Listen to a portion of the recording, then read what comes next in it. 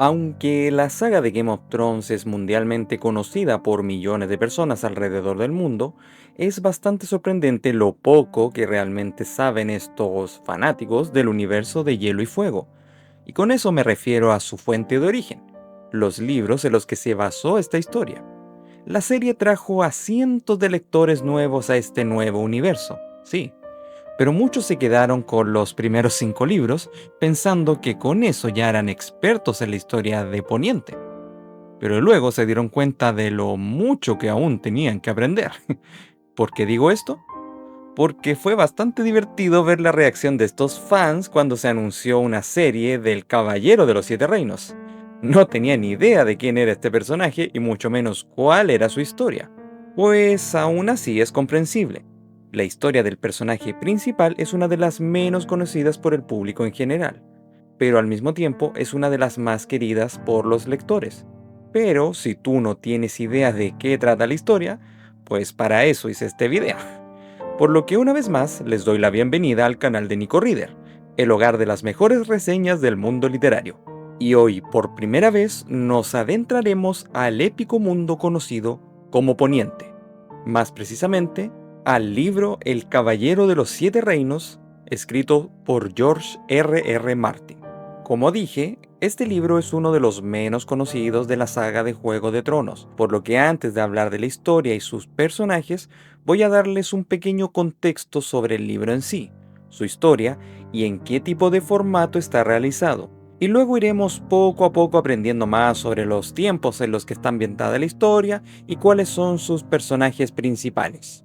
Primero, es importante entender que este libro es un compendio de 3 historias cortas conectadas entre sí, las cuales están centradas en 2 personajes principales. Lo interesante es que cada una de las historias son autoconclusivas, tienen una trama y un desarrollo que se resuelve al final de la misma, pero todas convergen de alguna forma y tienen su importancia para justificar los sucesos de la historia que le sigue. Las historias están en un formato de cuento clásico muy al estilo de las crónicas medievales, en la que conocemos la vida y las aventuras de algunos caballeros errantes. Pues esto es lo mismo, pero ambientado en el mundo de Poniente. Por eso es importante aclarar que el punto central de la trama será precisamente eso, la vida del caballero errante conocido como Duncan el Alto, y su pequeño escudero conocido como Egg.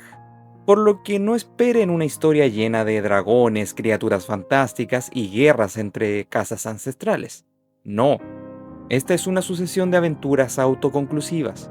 Perdón que lo repita muchas veces, pero vi a muchas personas desilusionadas cuando supieron la trama principal. Pero no por eso hay que mirar la historia en menos. El libro logra ganarse su lugar en el universo de Juego de Tronos sin usar el típico recurso fantástico. Pero ya llegaré a eso. Originalmente, este compendio de historias estaba pensado para publicarse en una serie de antologías, como ocurrió con este libro, y luego querían unir todas esas historias en un enorme libro recopilatorio. Pero cuando Martin se dio cuenta de que las historias serían demasiadas, cambió de opinión y en su lugar prefirió publicar las aventuras de Donkey Egg en varios libros. O al menos esa era la idea. Pero algunos ya saben que el viejo George es muy bueno para dejar sus trabajos inconclusos. Y lamentablemente, los cuentos de Donkey Egg también se suman a la lista de sus trabajos que aún tiene que terminar de realizar. Así que lo que originalmente eran una gran saga de cuentos cortos, terminó siendo solo un libro con solo 3 relatos autoconclusivos.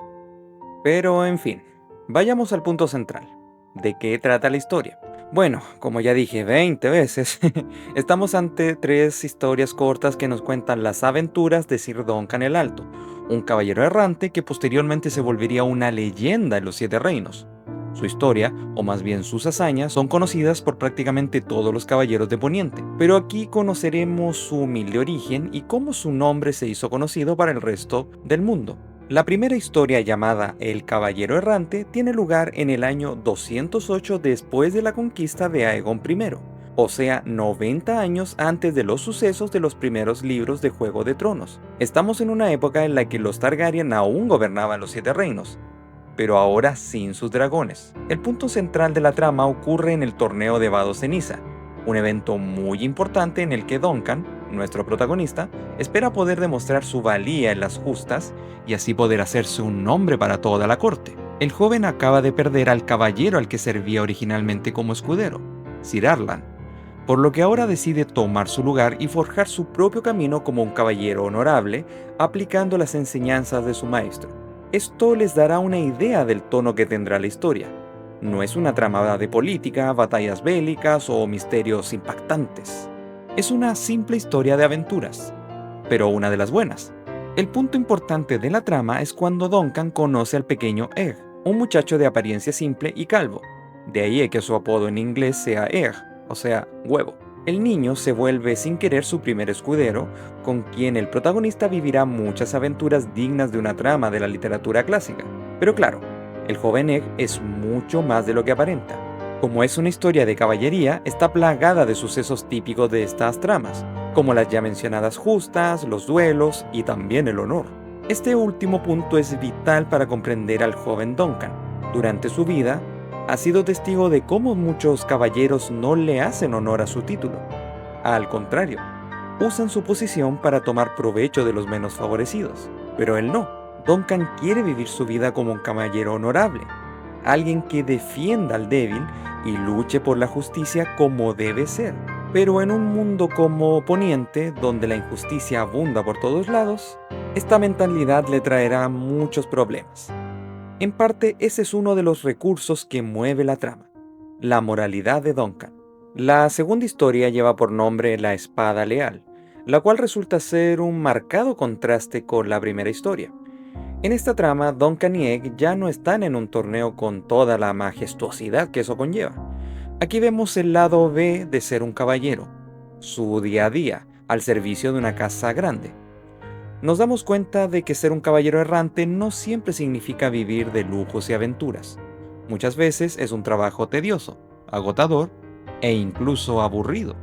Pero aún así, la historia logra plantear un punto muy importante relacionado a lo que significa la lealtad y hasta qué punto es correcto cumplir con tu promesa si eso conlleva provocar una catástrofe.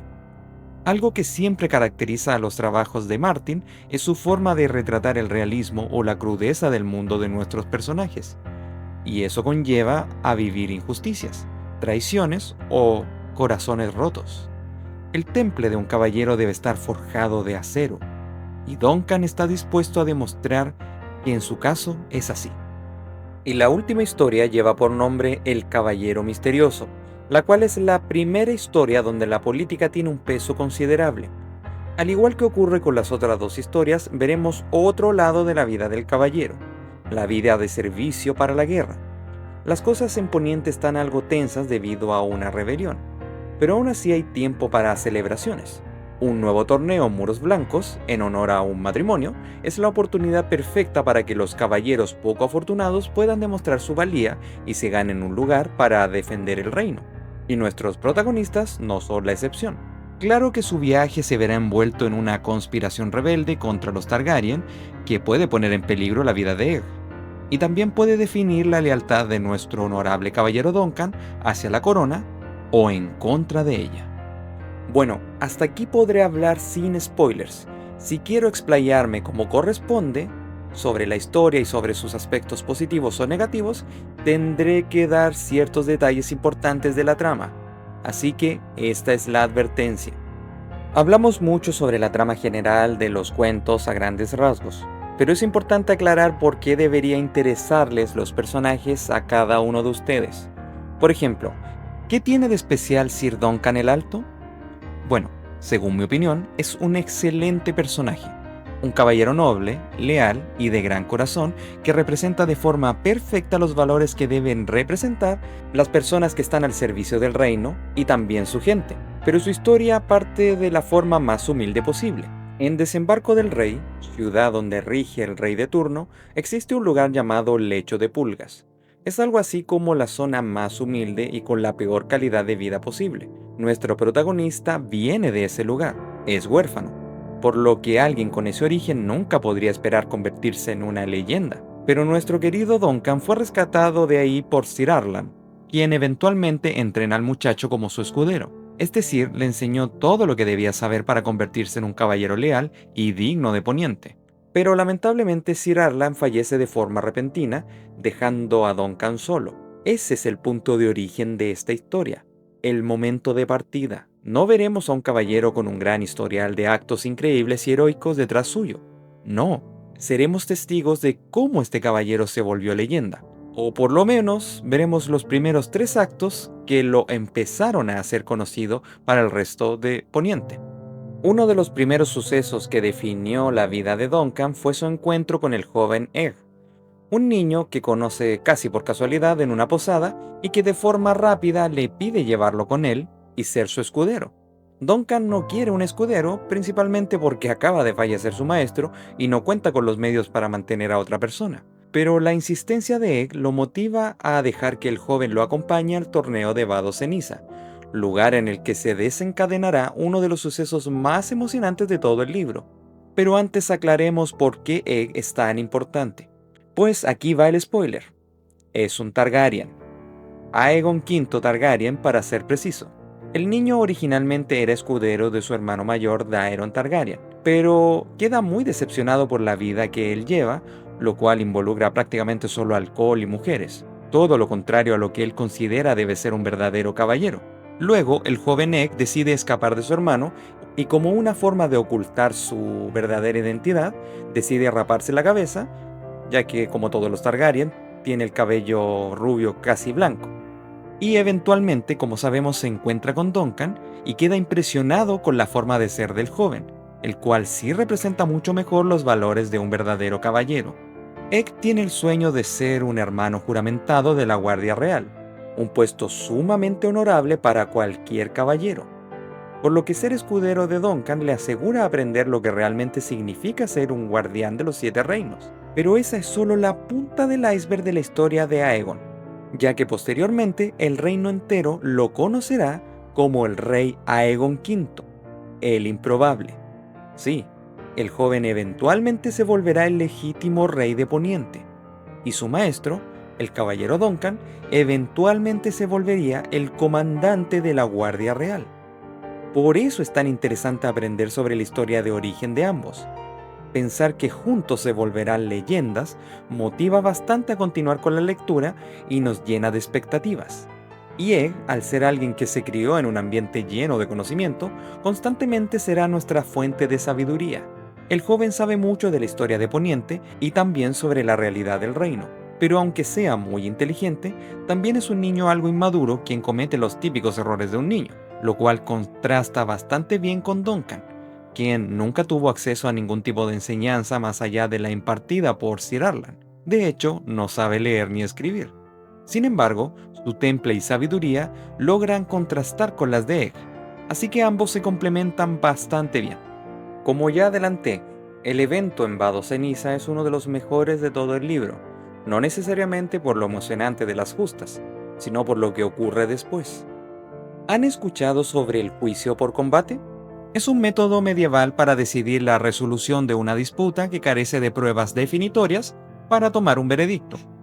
En la historia de Poniente se utiliza con mucha frecuencia este método, el cual siempre es bastante emocionante de ver. Pues, ¿qué les parecería si esto mejora aún más?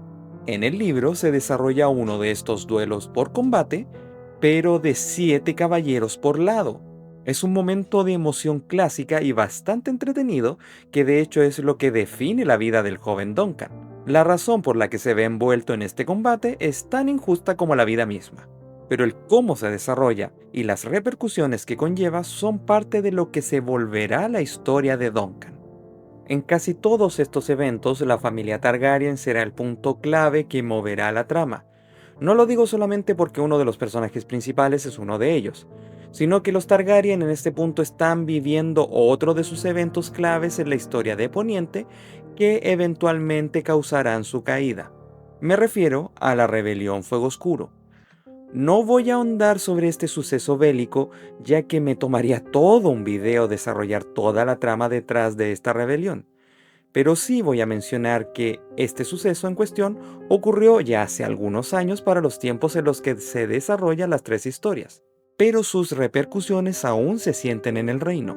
Las rebeliones casi siempre terminan dividiendo a las casas importantes y más honorables en diferentes bandos, lo que obviamente causan buenos o malos resultados dependiendo de si tu bando ganó o perdió. Y uno de los temas principales será cómo son vistas estas casas después de que perdieron la guerra, o más bien cómo cayeron en desgracia. El honor de muchas personas los obligará a tratarlos como traidores. Pero ¿qué tal si detrás de eso hay mucho más? ¿Qué tal si el jefe, por así decirlo, de cierta casa importante tenía buenas razones para apoyar al bando rebelde? Es un tema filosófico bastante bueno y que merece su propio análisis. Pero dejando de lado ese tema y retomando a los Targaryen, debo aclarar que en los tiempos en los que ocurren estas historias, hace mucho que los dragones se extinguieron. Los Targaryen ya no cuentan con estas míticas bestias para imponer su dominio, por lo que en este punto su poder radica solamente en la lealtad de las ya mencionadas casas y una influencia basada en antiguas glorias. Por eso recalqué bastante que el libro no tiene muchos aspectos fantásticos, pero sí tiene muchas menciones o referencias a otros sucesos vistos en los libros como Fuego y Sangre. Según mi opinión, estas tres historias no necesitan a los dragones o los lobos guargos para destacar.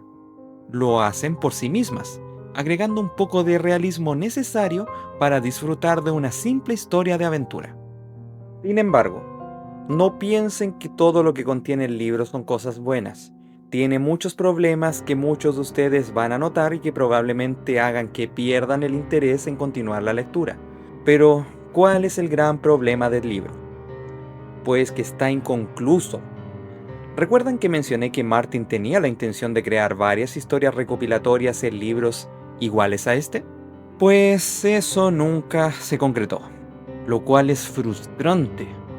Aunque las historias no tengan alguno de los aspectos más destacados de Juego de Tronos, sí son lo suficientemente entretenidas como para mantenerte en la lectura.